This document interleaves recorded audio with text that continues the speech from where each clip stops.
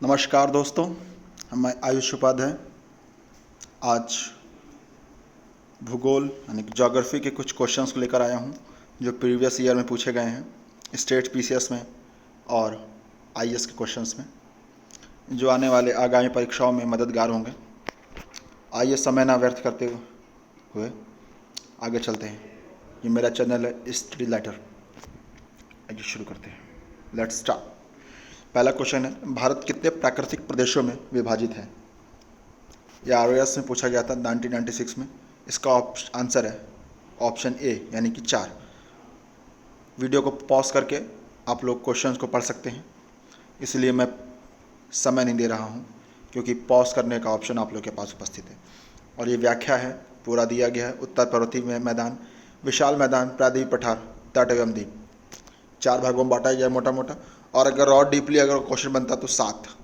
अगर ऑप्शन 7 दिया गया है, लेकिन इसमें 7 ही इसका आंसर दिया जाना चाहिए था, लेकिन इसमें इसने 4 दिया क्योंकि और अगर भागों में बांटे तो 7 है। उत्तरी पर्वत, सिंधु गंगा मैदान, थार मरुस्थल, उच्च भूमि, दक्कन का पठार जिसे कहा गया है, पूर्वी घाट, पश्चिमी घाट और अपतटीय सागर का द्वीप। दूसरे चलते हैं। अगर हिमालय पर्वत श्रेणियां न होती तो भारत पर सर्वाधिक संभाव्य भौगोलिक प्रभाव क्या होता? सिंपल से कहने का मतलब, अगर हिमालय पर्वत श्रेणियां ना होती तो भारत पर क्या प्रभाव पड़ता? साइबेरिया से आने वाले जो शीतलहर है उसका अनुभव हमें होता, बिल्कुल हाँ। अगर साइबेरिया से जो हवाएं चलती हैं यानी कि रशिया से, वो हिमालय से टकरा के चाइना पे शीतलहर चलाती है और हिमालय की वजह से वो उत्तरी भारत में नहीं प्रवेश कर पाती, जिसकी वजह से हम लोगों को ठंडी के समय ज़्यादा ठंड महसूस नहीं होती है। तो जायज़ बात है, अगर हिमालय नहीं होगा तो साइबेरिया से आने वाले शीतलहरों का अनुभव हमें होगा। पहला सही है। सिंधु गंगा मैदान इतनी सुविस्तृत जलोढ़ मृदा से वंचित होता, बिल्कुल। सिंधु और गंगा का जो मैदान है वह हिमालय से निकली है। सिंधु और गंगा इसी वजह से जलोढ़ मिट्टी बनी है, जलोढ़ मिट्टी, जिसकी वजह से यह मैदान विस्तृत हुआ है। बिल्कुल सही, हम लोग इससे वंचित हो जाते अगर हिमालय ना होता। मानसून, जी हाँ, क्योंकि मानसून की हवाएं जो होती हैं वो हिमालय से टकरा कर वर्षा होती है, इसकी वजह से मानसून भी ना होता। इसका ऑप्शन है 1, 2, 3, तीनों सही है। जो ऑप्शन डी है इसमें नहीं, ऑप्शन डी 1, 2, 3। और ये देखिए आईएएस में पूछा गया 2010 में। तो आईएएस में ऐसे ही कॉन्सेप्चुअल क्वेश्चंस पूछे जाते हैं। हम लोगों को बेसिक क्लियर होना चाहिए और आईएएस के क्वेश्चंस निकल जाते हैं। निम्नलिखित, ये यूपी लोअर सबऑर्डिनेट क्वेश्चन है। निम्नलिखित कथनों में से कौन सा सत्य है? भूमिकीय दृष्टि से प्रायद्वीपीय क्षेत्र भारत का सबसे प्राचीन भाग है, बिल्कुल सही है। ओके। हिमालय विश्व में सबसे नवीन, जी हाँ, फोल्डेड पर्वत है। हिमालय विश्व में सबसे नया है अभी, क्योंकि इसकी लंबाई अभी भी बढ़ रही है। भारत के पश्चिमी समुद्र तट का निर्माण नदियों के जमाव क्रिया द्वारा होता है, बिल्कुल गलत है। पश्चिमी समुद्र तट का जो निर्माण हुआ है भारत का, वह जो है बहुत छोटा है और उसका निर्माण नदी के जमाव से नहीं हुआ है, क्योंकि वह थोड़ा सा, क्योंकि अपना भारत देश जो है, जैसे नदी का बहाव देखिए साउथ में आप, तो ये आपका पश्चिम से पूरब की ओर है। गोदावरी को देखिए, कृष्णा को देखिए, कावेरी को देखिए, नर्मदा और ताप्ती को छोड़ के, क्योंकि वो लोग भ्रंश घाटी में बह रही हैं। तो उसके अलावा जितनी भी आपकी प्रायद्वीपीय पठार की नदियां हैं वह पश्चिम से पूरब है, जिसकी वजह से भारत का झुकाव पश्चिम से पूरब है और जिसकी वजह से पश्चिम भाग से भारत थोड़ा ऊपर उठा हुआ है। और ऊपर उठने की वजह से नदियाँ जो भी पश्चिमी घाट यानी कि आपका केरल, गोवा, मांडवी जैसी नदी हो गई, पेरियार हो गई, ये सब नदियाँ जो निकलती हैं सीधे, वो लोग जब भारत अपना पश्चिम तरफ से उठा हुआ है तो वह एस्चुरी का निर्माण करती हैं, जिसकी वजह से मिट्टियों का जमाव ये लोग नहीं बना पाती। और पश्चिमी समुद्र तट का निर्माण में नदियों का जमाव मिट्टियों के जमाव से नहीं हुआ है, ये प्रूफ होता है। आगे चलते हैं, ये लिखा हुआ है इसमें। भारत के पश्चिमी समुद्र तट का निर्माण नदियों के जमाव क्रिया द्वारा नहीं, बल्कि भूमि के उत्थान एवं निर्मगन के कारण हुआ है। जैसे मैंने कहा, भूमि उठी हुई है पश्चिम से पूरब की ओर। भारत में कोयले का विशाल भंडार यहाँ की गोंडवाना शैलों में पाया जाता है। हिमालय वलित पर्वत का एक उदाहरण है। ओके। भौमिकीय दृष्टि से प्रायद्वीपीय क्षेत्र भारत का सबसे प्राचीन भाग है, इसको पढ़ लीजिएगा। कथन और कारण दिया गया है, यानी कि कथन जो दिया गया है क्या उसके पीछे का कारण ये है, ये हम लोग को सिद्ध करना है। हिमालय से निकलने वाली सभी नदियाँ सतत वाहिनी है, मतलब कि हिमालय से जो नदी निकलती है वह हमेशा बहती है, सूखती नहीं है, बिल्कुल सही। गंगा नदी कभी नहीं सूखती है, हमेशा उस पर प्रभाव बना रहता है।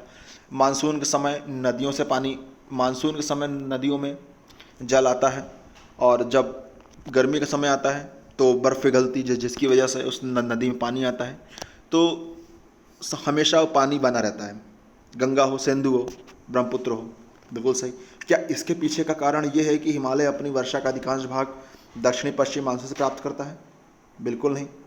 बात तो सही है, दक्षिण पश्चिम मानसून से तो हिमालय वर्षा प्राप्त करता ही है, लेकिन क्या नदियाँ सिर्फ और सिर्फ वर्षा से कहीं नदी आती है? बिल्कुल नहीं। मैंने कहा अभी ग्लेशियर पिघलते हैं, मानसरोवर झील जो है वो एक प्रकार का ग्लेशियर ही है, वहाँ से नदियाँ निकलती हैं।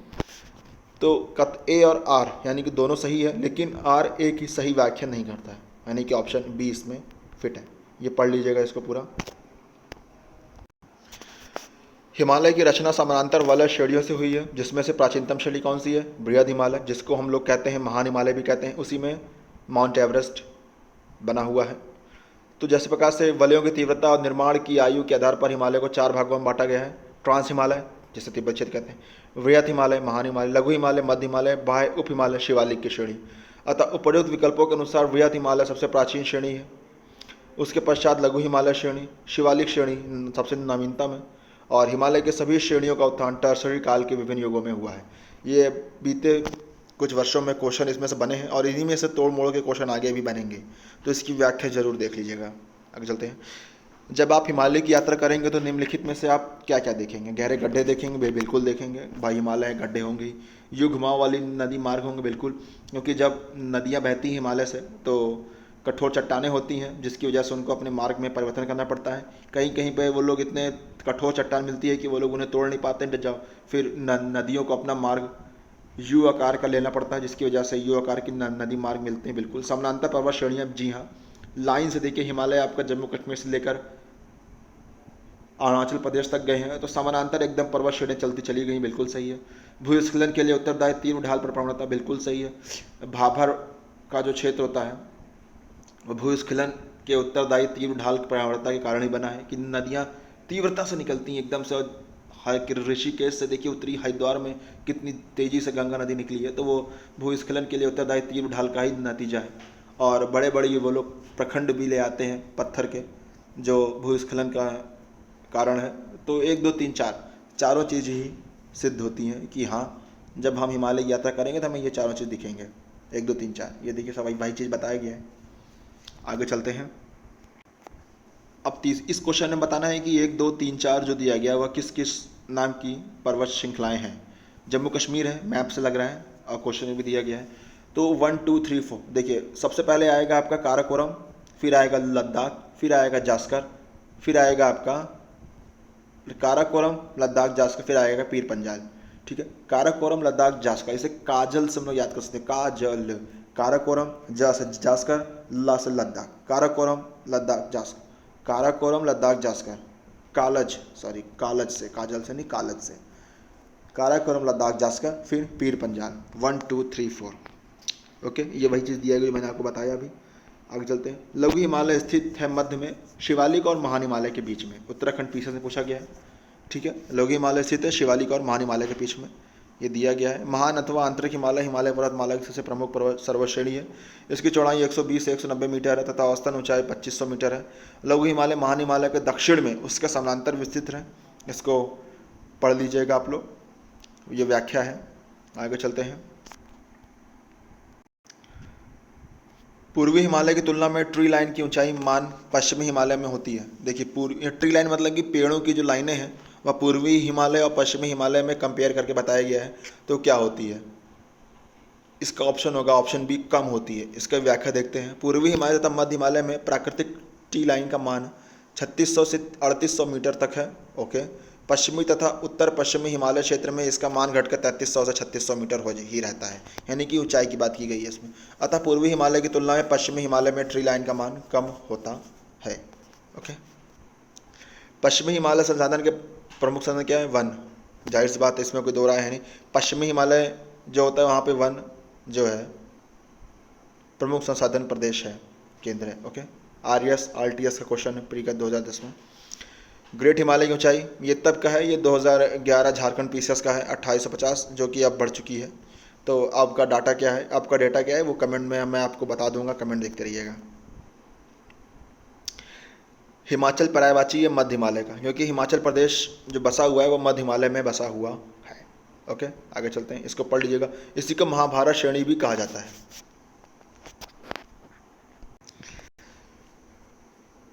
छत्तीसगढ़ पीछे से पूछा गया था कि सबसे ऊंची पर्वत शिखर कौन सी है, तो माउंट एवरेस्ट है। फिर क्वेश्चन है, प्रथम भारतीय नारी जो एवरेस्ट शिखर पर चढ़ने में सफल हुई थी, बछेंद्री पाल। 2 बार माउंट एवरेस्ट पर कौन चढ़ी महिला, संतोष यादव।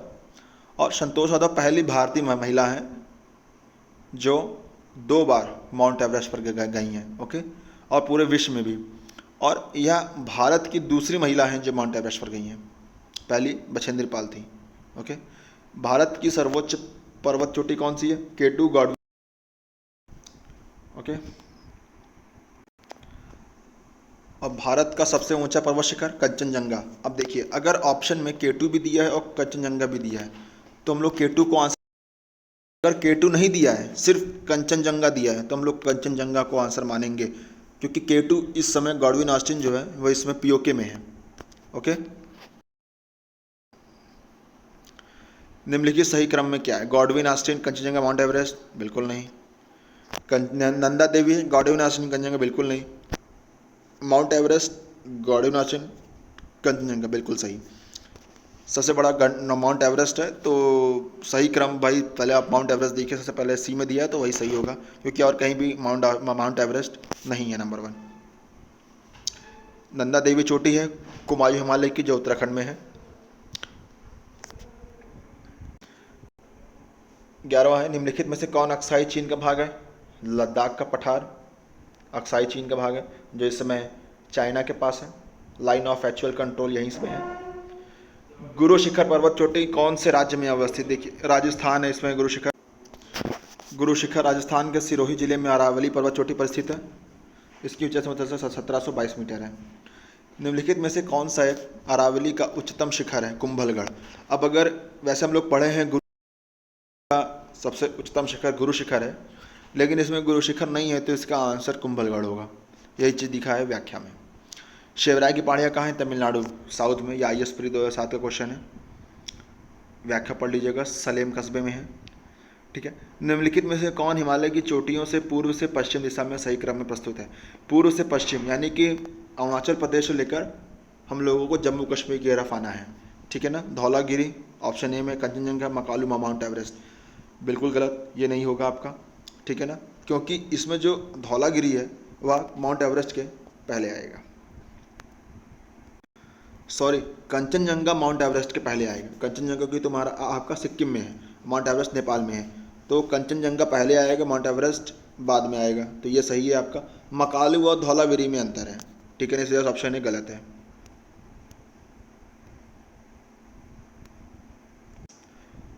इसका ऑप्शन सही है ऑप्शन डी, नामचा बरवा, जो आपका अरुणाचल प्रदेश में है। कंचनजंगा सिक्किम, माउंट एवरेस्ट नेपाल और नंदा देवी उत्तराखंड, तो ये सही है आपका ऑप्शन डी। निम्नलिखित पर्वत श्रृंखलों में से कौन सा एक भारत में अवस्थित नहीं है, गोन्साई थान, जो तिब्बत में है। कुल्लू घाटी जिन पर्वत श्रेणियों के बीच अवस्थित है उसे कहते हैं धौलाधर और पीर पंजाल के बीच कुल्लू घाटी है, जो हिमाचल प्रदेश की प्रसिद्ध घाटी है। कुल्लू घाटी धौलाधर और पीर पंजाल पर्वत श्रृंखलाओं के बीच में स्थित है। सूची 2 से मिलाना है। मूर्खा घाटी कहाँ है, जुगू कहाँ है, सांगला कहाँ है, यूथांग कहाँ है। तो मरखा घाटी आपकी पड़ेगी जम्मू कश्मीर में, जुगू घाटी पड़ेगी आपकी नागालैंड में, सांगला पड़ेगी आपकी हिमाचल प्रदेश और यूथांगा घाटी पड़ेगी सिक्किम में। ओके, उसकी व्याख्या दी गई है, देख लीजिएगा। मरखा घाटी लद्दाख का प्रसिद्ध घाटी है। जुकू आपका जयफू श्रेणी जो है नागालैंड का, वहाँ पाई जाती है।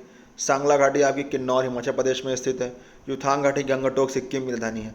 इसमें से कुछ नाम हैं जो कुछ लोग पहली बार सुन रहे होंगे, तो यहाँ से वन लाइनर तैयार हो जाते हैं। अब आ गई साइलेंट वैली। ये आपके IAS का क्वेश्चन है, 2008 में पूछा गया था। ये तब का ये करंट का क्वेश्चन था, तो इसीलिए अभी इसको अगर हम लोग पढ़ेंगे बाद डीपली लगेगा, लेकिन तब का करंट अफेयर्स का क्वेश्चन रहा होगा जो IAS में बनकर आया था, तो इसको हम लोग स्किप कर देते हैं।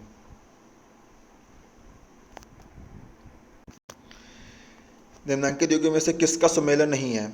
इसमें घाटी दी गई है, दर्रा दिया गया है, उसकिस राज्य में स्थित है, गलत कौन सा है उसको हम लोग को निकालना है। भोर घाटी आपका महाराष्ट्र में है और सब आपका सही है। बोमडिला अरुणाचल प्रदेश सही है, नाथुला सिक्किम सही है, पाल घाट केरल सही है, भोर घाट आपका पड़ेगा महाराष्ट्र में। निम्नलिखित में से कौन सम्मिलित नहीं है, ये भी फिर से वही चीज़ है। लिपुलेख उत्तर प्रदेश, बिल्कुल गलत, उत्तराखंड होगा। लिपुलेख उत्तराखंड, उत्तर प्रदेश में कोई दर्रा नहीं है। नाथुला दर्रा किस राज्य में स्थित है, सिक्किम में है। नाथुला दर्रा से होकर हम लोग मानसरोवर झील जाते हैं। अब ये दर्रे फिर दिए गए, इनको फिर हम लोगों को मिलाप करवाना है। बनिहाल कहाँ पे, नाथुला का नीति शिपकिला, शिपकी जो लिखा है इसे कहते हैं शिपकिला दर्रा कहते हैं, ठीक है ना। शिपकिला आपका पड़ेगा हिमाचल प्रदेश में, बनिहाल पड़ेगा जम्मू कश्मीर में, नाथुला पड़ेगा आपको सिक्किम में और नीति पड़ेगा आपका उत्तराखंड में। तो ये कहाँ मिलता है, ए का बनिहाल मिलेगा आपको जम्मू कश्मीर, ए का 2 ए और बी में बी का 3 नाथुला, तो पड़ेगा आपका बी। इसका मतलब ऑप्शन बी इसका सही है, ठीक है। और बोमला, जलेपला, मुलिंगला, शिपकिला फिर से वही दर्रे हैं, तो इनके हम लोग को मिलाने हैं। जलेपला कहाँ है, मुंगला कहाँ है, शिपकिला का भी हम लोगों ने देखा था अभी। आपका शिपकिला आपका जैसे आपका पड़ा था, शिपकिला आपका पड़ा था हिमाचल प्रदेश में पड़ा था, शिपकिला आपका हिमाचल प्रदेश में पड़ेगा, ठीक है ना। तो जलेपला आपका सिक्किम में पड़ेगा, ठीक है ना। ऐसे हम लोगों को निकाल लेना है। बोमडिला आपका उत्तराखंड में पड़ेगा, तो ऐसे हम लोगों को निकाल लेना है जिस प्रकार उसकी व्याख्या दी गई है। बोमडिला हिमाचल प्रदेश, जलेपला सिक्किम, मुलिंगला दर्रा उत्तराखंड और शिपकिला दर्रा आपका हिमाचल प्रदेश। निम्नलिखित में से दर्रे में से कौन उत्तराखंड में अवस्थित है, तो इसका आंसर होगा लिपुलेख। लिपुलेख आपका उत्तराखंड में है। व्याख्या पढ़ लीजिएगा। लिपुलेख से भी होकर हम लोग कैलाश मानसरोवर की यात्रा करने पर जाते हैं। निम्नलिखित में से कौन सम्मिलित नहीं है, नाथुला, लिपुलेख, रोहतांग, पाल। पाल आपका केरल में बिल्कुल सही, रोहतांग हिमाचल प्रदेश बिल्कुल सही, लिपुलेख उत्तराखंड बिल्कुल सही, नाथुला अरुणाचल प्रदेश। नाथुला ही पढ़े हम लोग, कहाँ है नाथुला आपका पड़ता है सिक्किम में, इसमें दिया अरुणाचल प्रदेश, जो बिल्कुल गलत है। रोहतांग दर्रा हिमाचल प्रदेश में है। मानस दर्रा कहाँ है आपका, उत्तराखंड में है, ठीक है, पढ़ लीजिएगा। देवताल झील भी है यहीं पे स्थित है। निम्नलिखित दर्रों में से सही पश्चिम से पूर्व की ओर दर्शाना। सबसे पहले पश्चिम में क्या पड़ेगा, पूर्व में क्या पड़ेगा। पश्चिम मतलब कि आप मान चलिए इधर जम्मू कश्मीर से शुरू करिए, अरुणाचल प्रदेश तक आप लोगों को जाना है। तो शिपकिला, नाथुला, बोमडिला, लिपुलेख से कि शिपकिला, फिर आपका लिपुलेख आएगा, ठीक है, फिर आपका आएगा नाथुला, फिर आएगा आपका बोमडिला, ठीक है ना, जैसे ये दिया गया है। शिपकिला दर्रा हिमाचल प्रदेश, नाथुला दर्रा सिक्किम, बोमडिला दर्रा आपका हिमाचल प्रदेश, लिपुलेख दर्रा आपका उत्तराखंड। सही क्रम इनका ये रहेगा। अब राज्य देख लीजिए, पहले आपका आएगा हिमाचल प्रदेश आएगा यानी कि शिपकिला आ गया, फिर आपका आएगा उत्तराखंड यानी कि आपका लिपुलेख आएगा, फिर आएगा आपका नाथुला, फिर आएगा बोमडिला। ओके, तो ऐसे निकालने हैं। हिमालय में हिमरेखा निम्न में से किसके बीच गुजरती है, 4300 से 6000 मीटर पूर्व की ओर हिमरेखा निम्नलिखित इनके बीच गुजरती है। इसकी व्याख्या पढ़ना इंपॉर्टेंट है। हिमालय के विभिन्न भागों में हिमरेखा, जिसे हम लोग स्नो लाइन भी कहते हैं, की ऊंचाइयां भिन्न भिन्न पाई जाती है, परंतु औसत हिमरेखा की ऊंचाई उत्तरी भाग पर 5500 से 6000 मीटर और महान हिमालय के दक्षिण भाग पर 4500 से 6000 मीटर पाई जाती है। इसी प्रकार पश्चिमी हिमालय की औसत हिमरेखा 5800 से पूर्वी हिमालय में 4300 मीटर पाई जाती है। इसकी व्याख्या फिर से एक बार पढ़ लीजिएगा आप लोग, इंपॉर्टेंट है ये क्वेश्चन। सबसे बड़ा हिमनद निम्नलिखित में से कौन सा है, इसे कहते हैं गंगोत्री, ठीक है ना, गंगोत्री हिमनद, फिर कंचनजंगा, केदारनाथ हिमनद, इंपॉर्टेंट है। ये यूपी पीसीएस 95 में पूछा गया था और ये 2017 के क्वेश्चन में भी आया था। चौराबाड़ी ग्लेशियर स्थित है केदारनाथ मंदिर के उत्तर में। ये मोस्ट इंपॉर्टेंट क्वेश्चन है, यूपी पीसीएस मेंस में आया था, यूपी पीएससी में आया था, ये जीएससी में भी आ चुका है। चौराबाड़ी ग्लेशियर कहाँ है, केदारनाथ मंदिर के उत्तर में स्थित है, यानी कि केदारनाथ यानी कि उत्तराखंड में। शिपकिला शैल समूह के दक्षिण में भाबर क्षेत्र उदाहरण है गिरिपाद की स्थिति में, ठीक है ना। भाबर क्षेत्र क्या होता है, भाबर क्षेत्र होता है जहाँ पे पत्थरों के मोटे मोटे उनके खंड पड़े रहते हैं और नदियाँ वहाँ पे खो जाती हैं, तो वह उसी को हम लोग भाबर क्षेत्र बोलते हैं। गिरिपाद की स्थिति जो होती है शिपकिला पहाड़ी शैल समूह जो है उसके जहाँ से पहाड़ों के एकदम नीचे, उसे कहते हैं गिरिपाद की स्थिति में। देखिए लिखा है भाबर मैदान शिपकिला की गिरिपाद क्षेत्र के पश्चिम सिंधु पूरब तिस्ता के बीच में फैला हुआ है, ठीक है ना। निर्माण कंकड़ व बंजरी की जमाव से हुआ, जो मैंने अभी को बताया। इसकी सरंध्रता इतनी अधिक होती है कि समूची नदी इसमें लुप्त हो जाती है, बिल्कुल सही। और धरातल पर इसकी केवल सूखी घाटी ही दिखाई पड़ती है।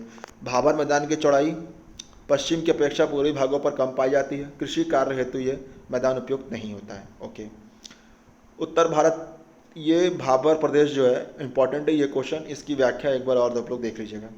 उत्तर भारत में उप हिमालय क्षेत्र के सहारे फैले समतल मैदान को कहा जाता है भाबर। जैसे मैंने अभी आपको ऊपर जो जिक्र हुआ था वही चीज़ है ये उसकी व्याख्या है, देख लीजिएगा आप लोग। हिमालय का पर्वतपदी प्रदेश है शिवालिक की श्रेणी पर्वतपदी प्रदेश है। ओके, इसका व्याकरण ये रहा। हिमालय के पर्वतपदी प्रदेश शिवालिक श्रेणी के दक्षिण भाग पर स्थित है। ये हिमालय की सबसे दक्षिणी श्रेणियाँ हैं।